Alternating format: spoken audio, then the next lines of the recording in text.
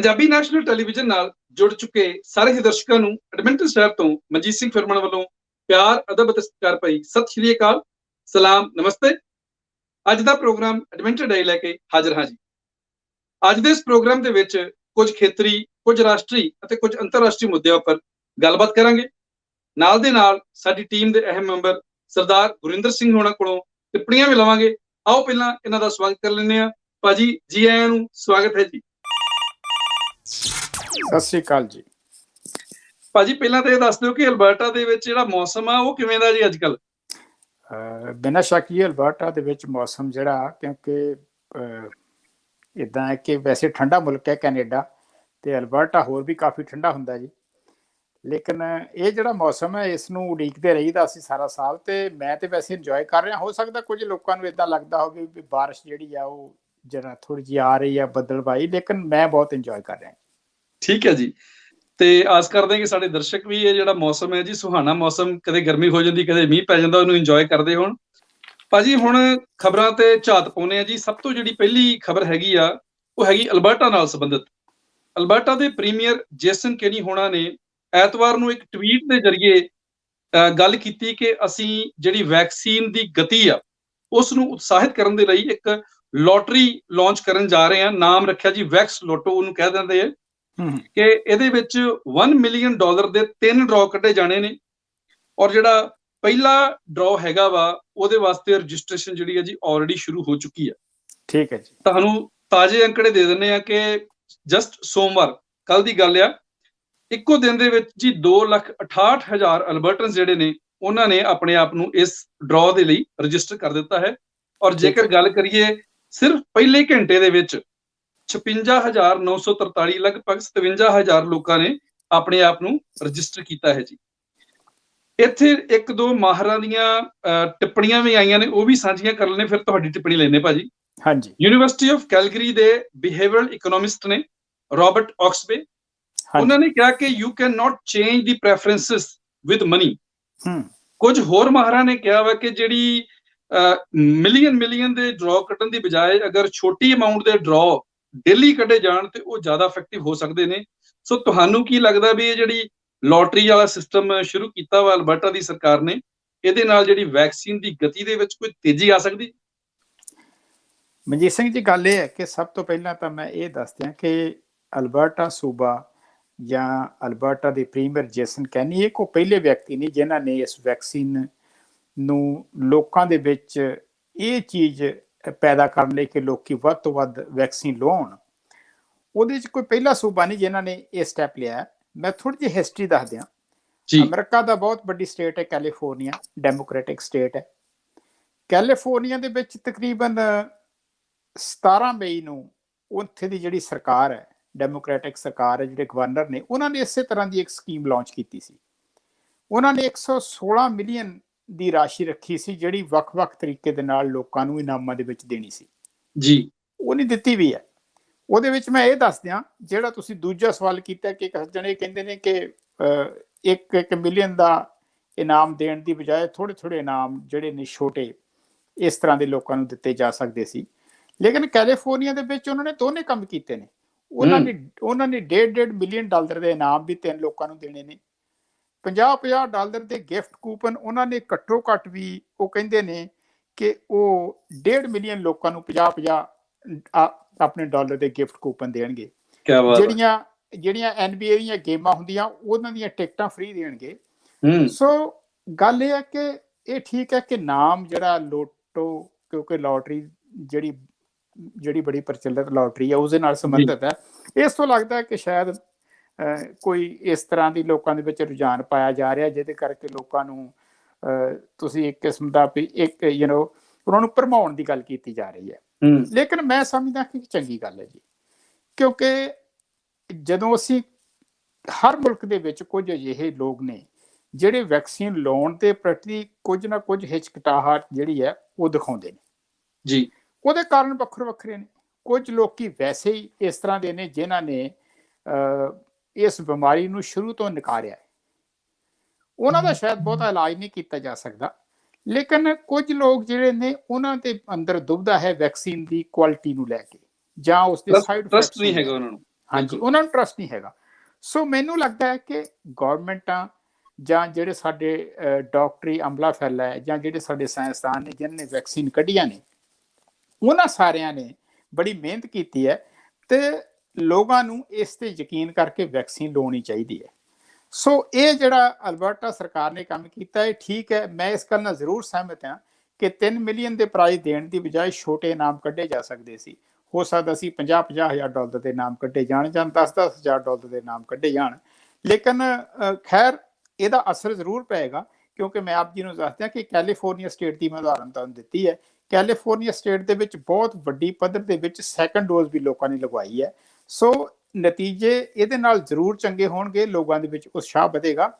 ਮੈਨੂੰ ਇਹਦੇ ਵਿੱਚ ਕੋਈ ਇਸ ਤਰ੍ਹਾਂ ਦੀ ਗੱਲ ਨਹੀਂ ਲੱਗਦੀ ਕਿ ਇਹਦਾ ਫਾਇਦਾ ਨਹੀਂ ਹੋਣਾ ਜਾਂ ਇਹਦਾ ਕੋਈ ਨੁਕਸਾਨ ਹੋਵੇਗਾ।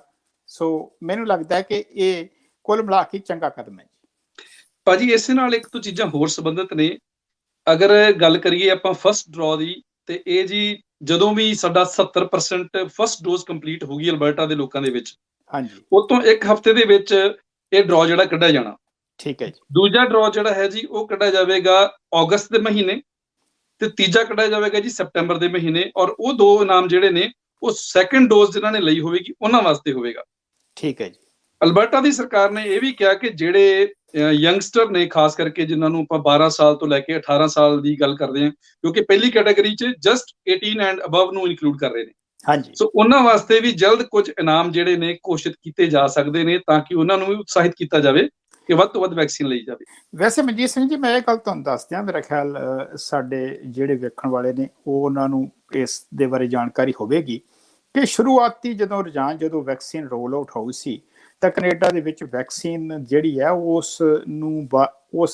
ਉਸ ਤੇ ਕਾਫੀ ਪ੍ਰਸ਼ਨ ਚਿੰਨ੍ਹ ਲੱਗੇ ਸਨ, ਸਵਾਲੀਆ ਚਿੰਨ੍ਹ ਲੱਗੇ ਸਨ ਸਾਡੇ ਪ੍ਰਧਾਨ ਮੰਤਰੀ ਜਸਟਿਨ ਟਰੂਡੋ ਤੇ।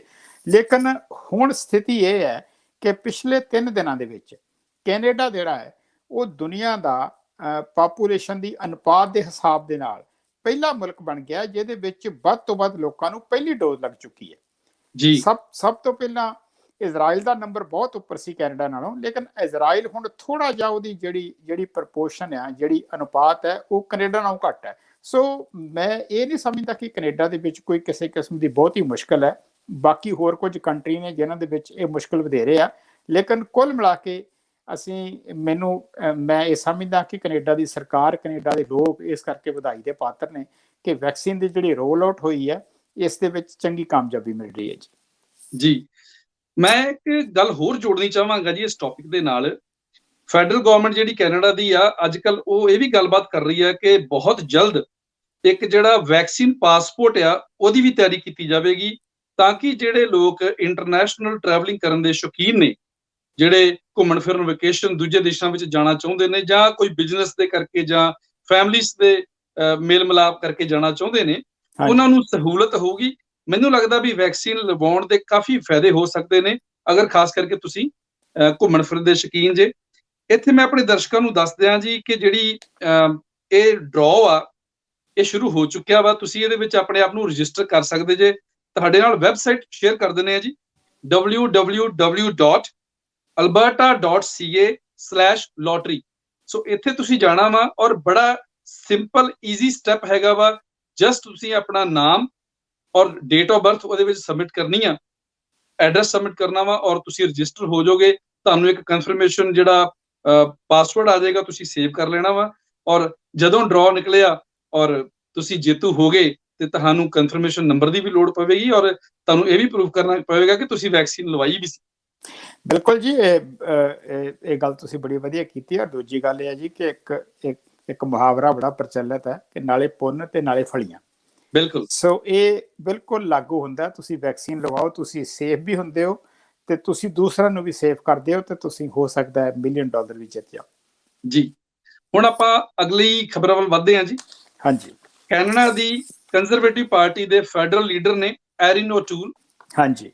ਉਹਨਾਂ ਨੇ ਅੱਜ ਟਰੂਡੋ ਸਾਹਿਬ ਨੂੰ ਕਿਹਾ ਕਿ ਜਿਹੜੇ ਤੁਹਾਡੇ ਡਿਫੈਂਸ ਮਿਨਿਸਟਰ ਨੇ ਹਰਜੀਤ ਸਿੰਘ ਸੱਜਣ, ਹਾਂਜੀ, ਉਹਨਾਂ ਨੂੰ ਫਾਇਰ ਕਰ ਦੇਣਾ ਚਾਹੀਦਾ ਵਾ, ਕਿਉਂਕਿ ਜਿਹੜੇ ਮਿਲਟਰੀ ਦੇ ਵਿੱਚ ਸੈਕਸ਼ੂਅਲ ਕੇਸਿਸ ਜਿਹੜੇ ਨੇ ਉਹ ਲਗਾਤਾਰ ਵਧੇ ਨੇ, ਔਰ ਇਹਨਾਂ ਨੇ ਉਹਨਾਂ ਨੂੰ ਪ੍ਰੋਪਰਲੀ ਹੈਂਡਲ ਨਹੀਂ ਕੀਤਾ। ਕਿਤੇ ਨਾ ਕਿਤੇ ਇਹਨਾਂ ਦੀ ਨਾਕਾਮਯਾਬੀ ਜਿਹੜੀ ਆ ਉਹ ਕਾਰਨ ਰਹੀ ਆ ਕਿ ਇਹ ਸਾਡੇ ਜਿਹੜੇ ਕੇਸਿਸ ਨੇ ਅਜੇ ਵੀ ਐ ਪਏ ਨੇ, ਇਹਨਾਂ ਉੱਪਰ ਕੋਈ ਜਸਟਿਸ ਨਹੀਂ ਮਿਲਿਆ।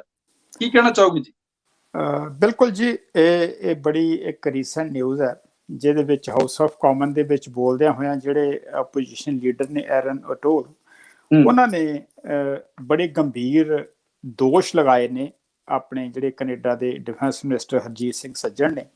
ਔਰ ਉਹਨਾਂ ਨੇ ਹਵਾਲਾ ਇਹ ਦਿੱਤਾ ਕਿ ਕਿਉਂਕਿ ਪਿਛਲੇ ਕੁਝ ਕੁ ਮਹੀਨਿਆਂ ਤੋਂ ਬਹੁਤ ਹੀ, ਅਗਰ ਇਸ ਤਰ੍ਹਾਂ ਦੀਆਂ ਕਹੀਏ ਕਿ ਕਿਉਂਕਿ ਜਿਹੜੀ ਡਿਫੈਂਸ ਫੋਰਸਿਸ ਨੇ ਉਹ ਡਿਸਪਲਿਨ ਲਈ ਮੰਨੀਆਂ ਜਾਂਦੀਆਂ ਨੇ, ਉਹਨਾਂ ਦਾ ਡਿਸਪਲਿਨ ਜਿਹੜਾ ਹੈ ਉਹਦੇ ਵਿੱਚ ਕਿਸੇ ਤਰ੍ਹਾਂ ਦੀ ਅਨੁਸ਼ਾਸਨਹੀਨਤਾ ਜਾਂ ਕੋਈ ਕਰੈਕਟਰ ਵਾਲੀ ਗੱਲ ਜਿਹੜੀ ਆ ਉਹ ਟੋਲਰੇਟ ਨਹੀਂ ਕੀਤੀ ਜਾਂਦੀ।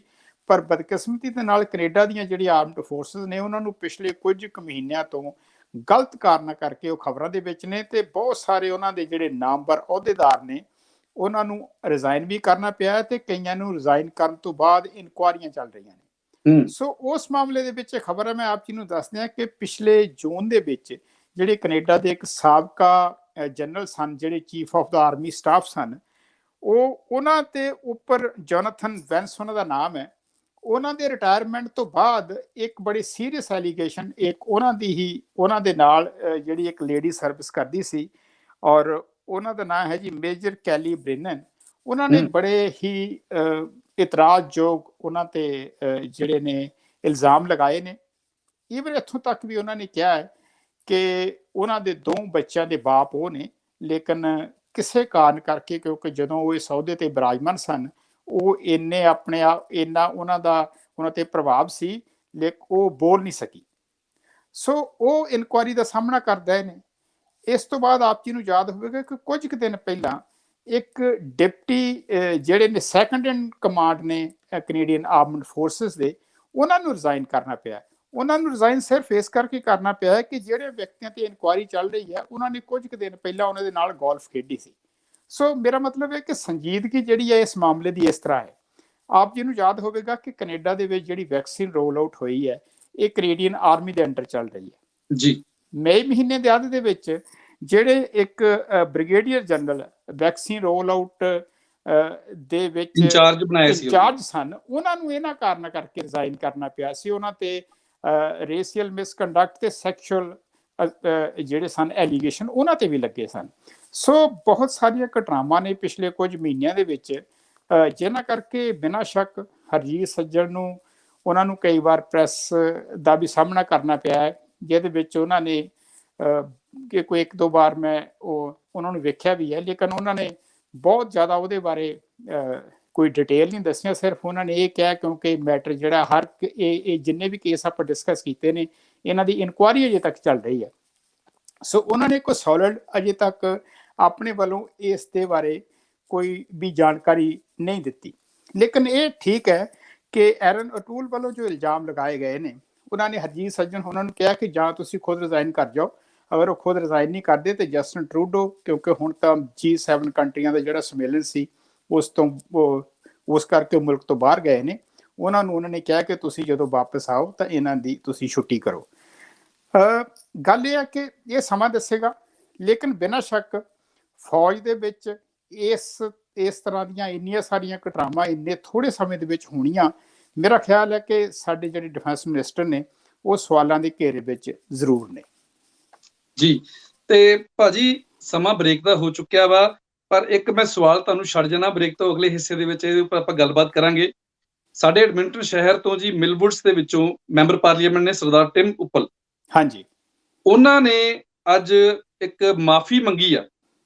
ਉਹ ਮਾਫੀ ਕਿਉਂ ਮੰਗੀ ਆ, ਕੀ ਕਾਰਨ ਨੇ, ਇਸ ਉੱਪਰ ਬ੍ਰੇਕ ਤੋਂ ਬਾਅਦ ਗੱਲਬਾਤ ਕਰਦੇ ਹਾਂ ਜੀ। ਤੁਸੀਂ ਦੇਖਦੇ ਰਹਿਣਾ ਪ੍ਰੋਗਰਾਮ ਐਡਮਿੰਟਨ ਡਾਇਰੀ, ਜਲਦ ਹਾਜ਼ਰ ਹੋਣੇ ਆ ਜੀ।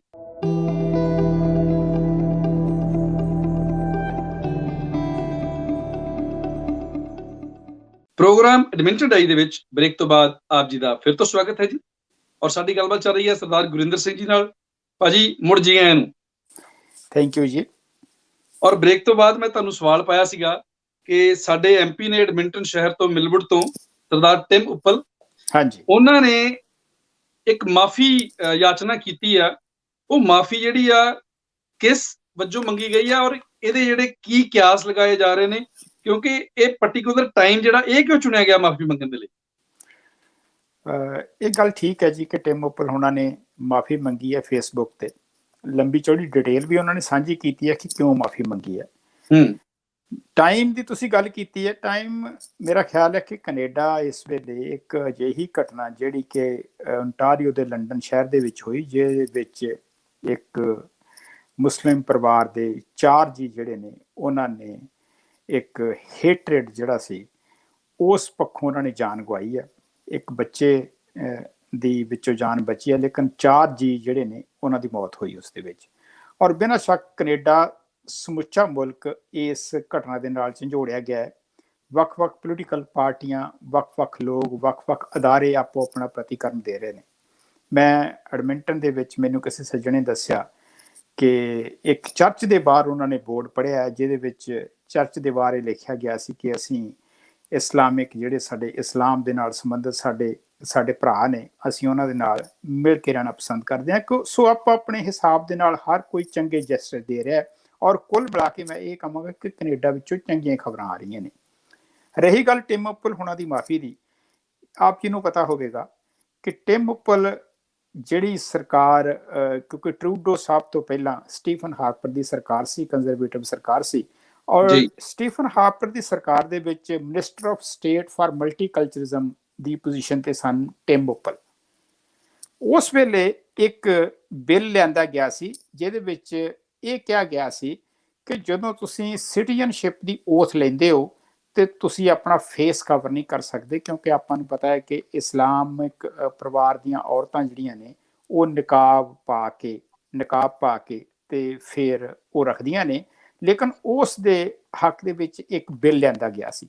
ਔਰ ਜਦੋਂ ਬਿੱਲ ਲਿਆਂਦਾ ਗਿਆ ਉਸ ਵੇਲੇ ਇੱਕ ਤਾਂ ਟਿਮ ਉਪਲ, ਮੈਂ ਜਿਵੇਂ ਤੁਹਾਨੂੰ ਦੱਸਿਆ ਕਿ ਮਿਨਿਸਟਰ ਆਫ ਸਟੇਟ ਸਨ ਮਲਟੀਕਲਚਰਿਜ਼ਮ ਦੇ, ਦੂਸਰੇ ਉਹ ਸਪੋਕਸ ਪਰਸਨ ਸਨ ਉਸ ਬਿੱਲ ਦੇ ਲਈ।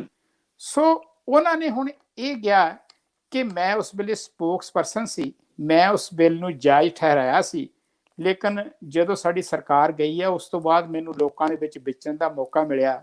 ਉਸ ਤੋਂ ਬਾਅਦ ਇਹ ਘਟਨਾ ਹੋਈ ਆ ਔਰ ਮੈਂ ਮਹਿਸੂਸ ਕਰਦਾ ਕਿ ਮੈਂ ਉਸ ਵੇਲੇ ਜੋ ਕੀਤਾ ਉਹ ਸਹੀ ਨਹੀਂ ਕੀਤਾ, ਮੈਨੂੰ ਉਸ ਦੇ ਉਲਟ ਖੜਾ ਹੋਣਾ ਚਾਹੀਦਾ ਸੀ।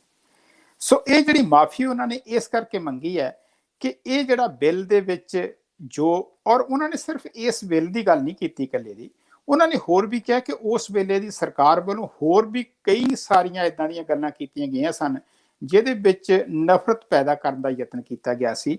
ਔਰ ਖਾਸ ਕਰਕੇ ਇੱਕ ਭਾਈਚਾਰਾ, ਇਸਲਾਮਿਕ ਭਾਈਚਾਰਾ, ਮੁਸਲਿਮ ਭਾਈਚਾਰਾ, ਉਹਨਾਂ ਦੇ ਖਿਲਾਫ ਜਾਂ ਉਹਨਾਂ ਦੇ ਨਾਲ ਸੰਬੰਧਿਤ ਕੁਝ ਅਜਿਹੀਆਂ ਗੱਲਾਂ ਕੀਤੀਆਂ ਗਈਆਂ ਜਿਨ੍ਹਾਂ ਦੇ ਨਾਲ ਸਮਾਜ ਦੇ ਵਿੱਚ ਕੁੜੱਤਣ ਵਧੀ।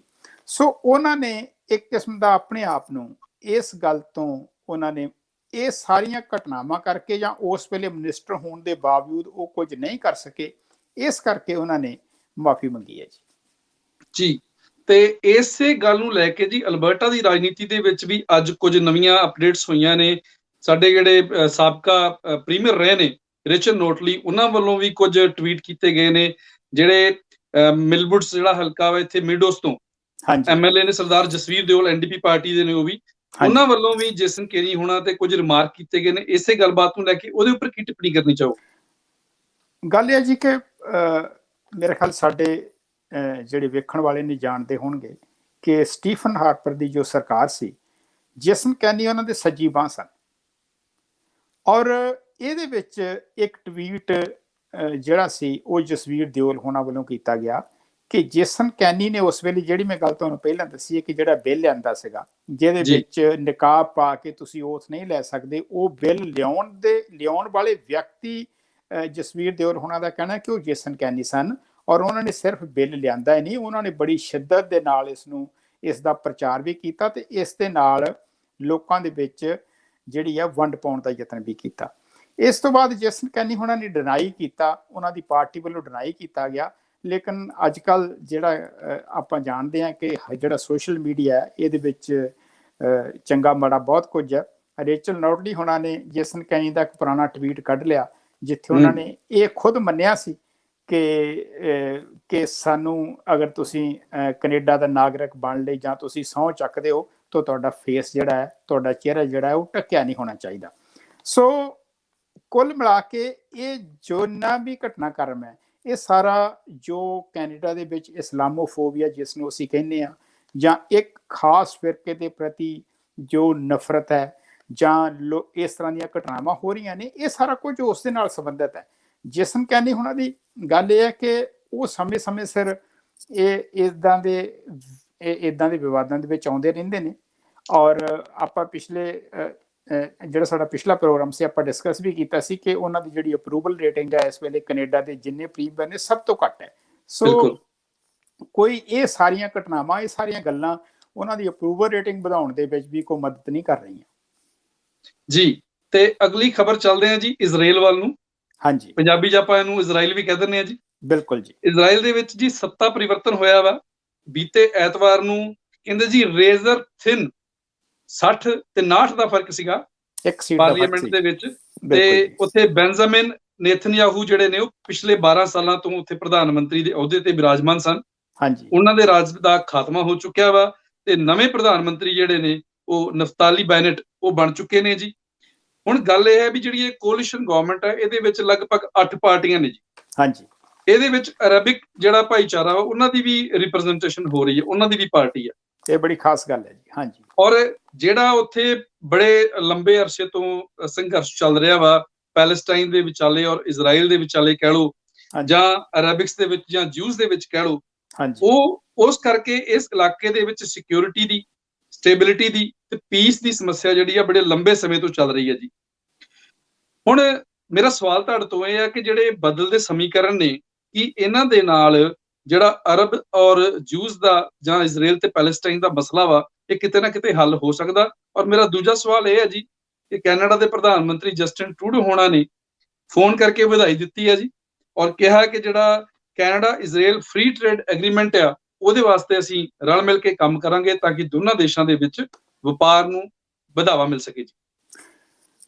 ਮਨਜੀਤ ਸਿੰਘ ਜੀ, ਜਿਸ ਕਨਫਲਿਕਟ ਦੀ, ਜਿਸ ਵਿਵਾਦ ਦੀ ਤੁਸੀਂ ਗੱਲ ਕੀਤੀ ਹੈ, ਜਿਹਦੇ ਵਿੱਚ ਇਜ਼ਰਾਈਲ ਜਾਂ ਅਸੀਂ ਪੈਲਸਤੀਨ ਦੀ ਗੱਲ ਕਰਦੇ ਹਾਂ, ਬਿਨਾਂ ਸ਼ੱਕ ਦੁਨੀਆ ਦੇ ਵਿੱਚ ਲੰਬਾ ਚੱਲਣ ਵਾਲਾ, ਸਭ ਤੋਂ ਲੰਬਾ ਚੱਲਣ ਵਾਲਾ ਵਿਵਾਦ ਇਹ ਹੈ ਜਿਹੜਾ ਖਤਮ ਹੋਣ ਦੀ ਤਾਂ ਗੱਲ ਅਸੀਂ ਨਹੀਂ ਕਰ ਸਕਦੇ। ਆਪ ਜੀ ਨੂੰ ਪਤਾ ਹੋਵੇਗਾ ਕਿ ਪਿਛਲੇ ਮਹੀਨੇ ਹੀ ਬਹੁਤ ਘਮਸਾਨ ਦੀ ਲੜਾਈ ਹੋਈ ਹੈ, ਬਹੁਤ ਸਾਰੀਆਂ ਜਾਨਾਂ ਗਈਆਂ ਨੇ।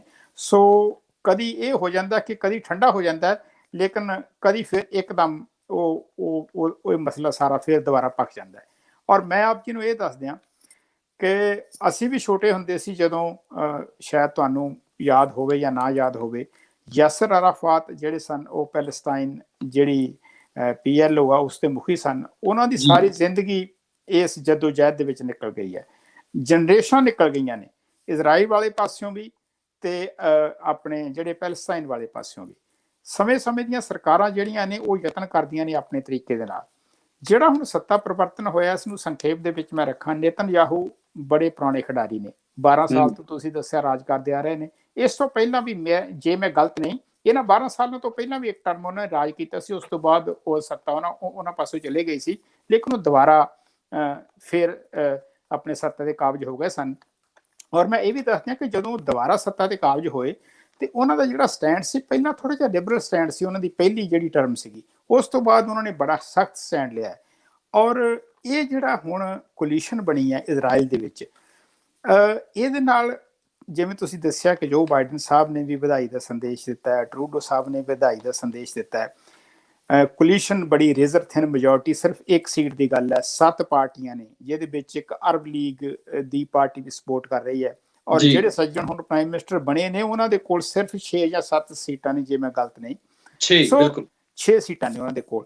ਸੋ ਸਿਚੁਏਸ਼ਨ ਜਿਹੜੀ ਹੈ, ਜਿਹੜੀ ਇੱਕਦਮ ਇਹਦੇ ਵਿੱਚ ਇੱਕਦਮ ਨਹੀਂ ਮੈਂ ਕਹਿ ਸਕਦਾ ਜਿਹੜੀ ਇਹ ਤਬਦੀਲੀ ਆਈ ਹੈ, ਕਿਉਂਕਿ ਬੜੀ ਡਿਵਾਈਡਡ ਹੈ ਆਪਣੇ ਇਜ਼ਰਾਈਲ ਦੀ ਜਨਤਾ ਇਸ ਵਿਸ਼ੇ ਤੇ। ਨੇਤਨਯਾਹੂ ਨੂੰ ਲੈ ਕੇ ਕੁਝ ਲੋਕ ਉਹਨਾਂ ਦੇ ਬੜੇ ਪੱਕੇ ਸਮਰਥਕ ਨੇ, ਲੇਕਿਨ ਕੁਝ ਲੋਕ ਉਹਨਾਂ ਦੇ ਉਲਟ ਵੀ ਨੇ।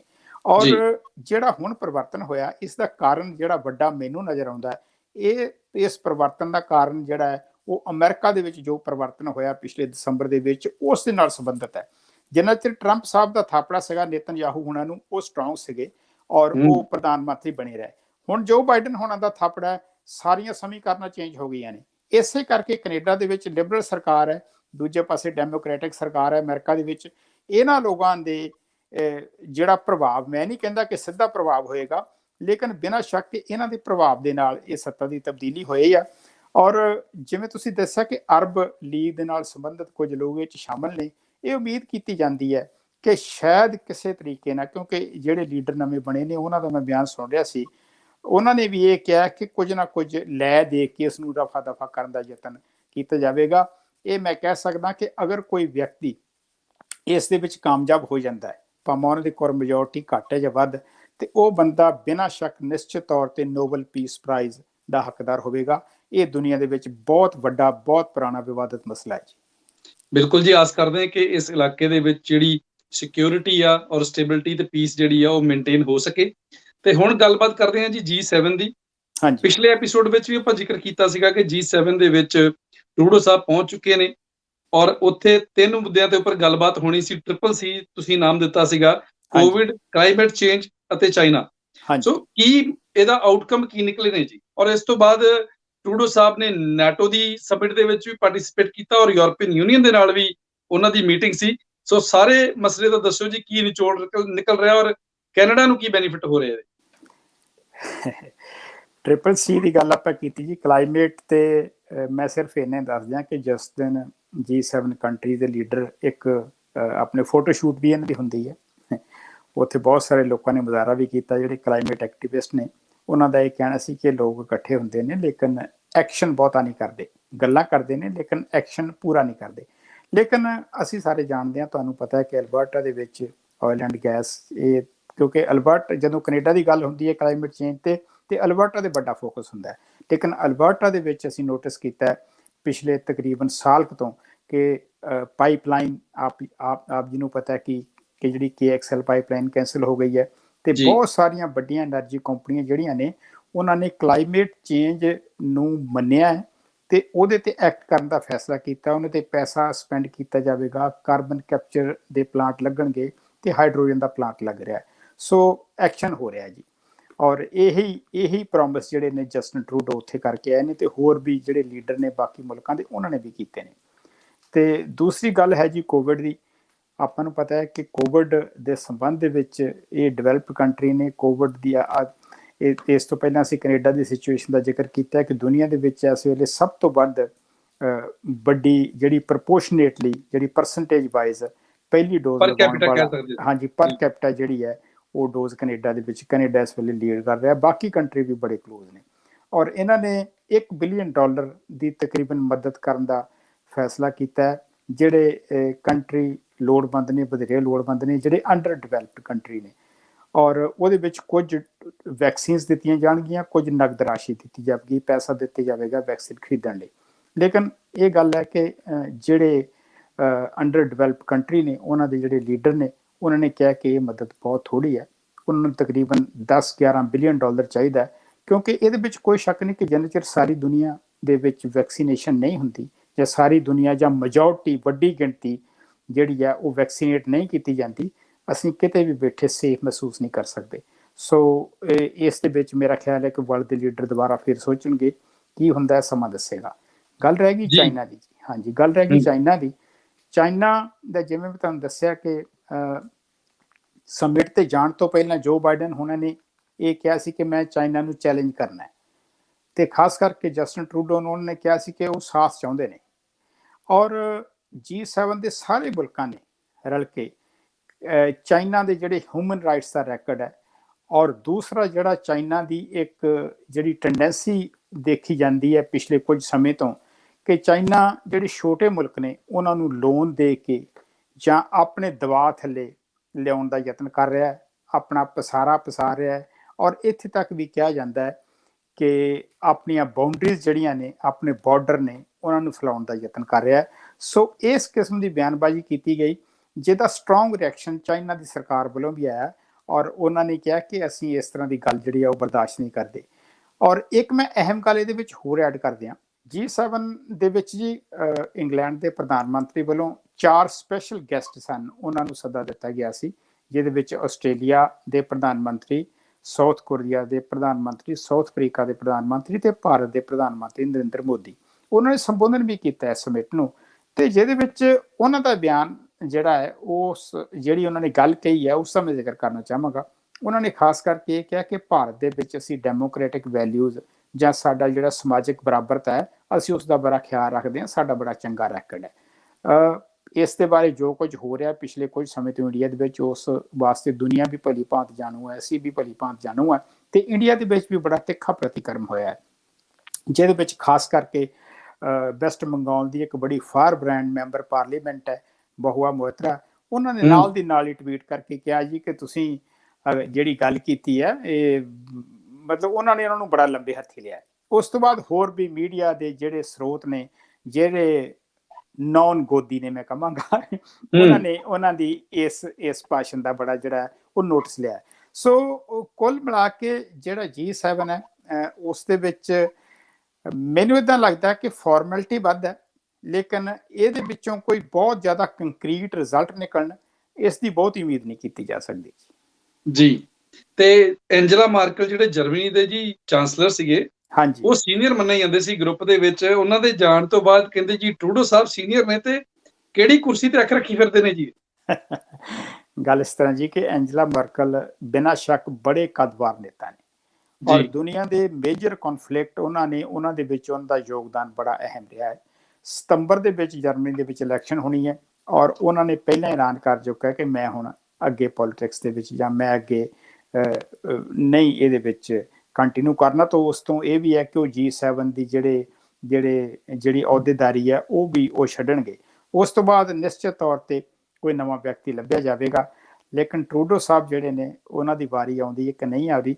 ਇਹ ਠੀਕ ਹੈ ਕਿ G7 ਦੇ ਵਿੱਚ ਉਹਨਾਂ ਦੀ ਸੀਨੀਅਰਟੀ ਜ਼ਰੂਰ ਹੈ, ਲੇਕਿਨ ਅਗਰ ਜੋ ਬਾਈਡਨ ਹੋਣਾ ਦੀ ਗੱਲ ਕੀਤੀ ਜਾਵੇ, ਫਰਾਂਸ ਦੇ ਰਾਸ਼ਟਰਪਤੀ ਦੀ ਗੱਲ ਕੀਤੀ ਜਾਵੇ ਜਾਂ ਹੋਰ ਵੀ ਜਿਹੜੇ ਲੋਕ ਨੇ, ਬਹੁਤ ਸਾਰੇ ਲੋਕ ਨੇ ਜਿਨ੍ਹਾਂ ਦਾ ਐਕਸਪੀਰੀਅੰਸ ਮੈਨੂੰ ਲੱਗਦਾ ਹੈ ਟਰੂਡੋ ਸਾਹਿਬ ਤੋਂ ਬਹੁਤ ਜ਼ਿਆਦਾ, ਲੇਕਿਨ ਸਮੇਂ ਦਾ ਕੋਈ ਪਤਾ ਨਹੀਂ ਹੁੰਦਾ ਜੀ।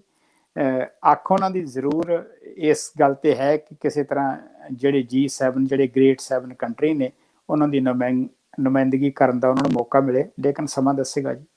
ਔਰ ਅਗਰ ਆਉਣ ਵਾਲਾ ਸਮਾਂ ਦੱਸੇਗਾ ਜੀ ਹਾਂਜੀ, ਕਿਹੜੇ ਪਾਸੇ। ਹਾਂਜੀ, ਔਰ ਦੂਜੀ ਗੱਲ ਇਹ ਹੈ ਕਿ ਅਗਰ ਉਹ ਇਸ ਦੇ ਵਿੱਚ ਕਾਮਯਾਬ ਹੁੰਦੇ ਨੇ ਤੇ ਸਾਨੂੰ ਬੀਇੰਗ ਏ ਕੈਨੇਡੀਅਨ ਸਾਰਿਆਂ ਨੂੰ ਇਹ ਸਾਡੇ ਲਈ ਬੜੀ ਮਾਣ ਵਾਲੀ ਗੱਲ ਹੋਵੇਗੀ ਜੀ। ਤੇ ਭਾਜੀ ਬਹੁਤ ਬਹੁਤ ਧੰਨਵਾਦ ਆ, ਤੁਸੀਂ ਸਮਾਂ ਕੱਢਿਆ ਔਰ ਜਿਹੜੇ ਵੱਖ-ਵੱਖ ਅਹਿਮ ਮਸਲੇ ਸੀਗੇ ਇਹਨਾਂ ਉੱਪਰ ਵਿਭਾਗ ਰਾਏ ਦਿੱਤੀ ਆ। ਆਉਣ ਵਾਲੇ ਦਿਨਾਂ ਦੇ ਵਿੱਚ ਫਿਰ ਸਾਂਝ ਪਾਉਣੇ ਔਰ ਕੁਝ ਹੋਰ ਜਿਹੜੇ ਕਰੰਟ ਟੌਪਿਕਸ ਹੋਣਗੇ ਉਹਨਾਂ ਉੱਪਰ ਵੀ ਗੱਲਬਾਤ ਕੀਤੀ ਜਾਵੇਗੀ ਜੀ। ਤਦ ਤੱਕ ਲਈ ਸਤਿ ਸ਼੍ਰੀ ਅਕਾਲ ਜੀ। ਸਤਿ ਸ਼੍ਰੀ ਅਕਾਲ ਜੀ।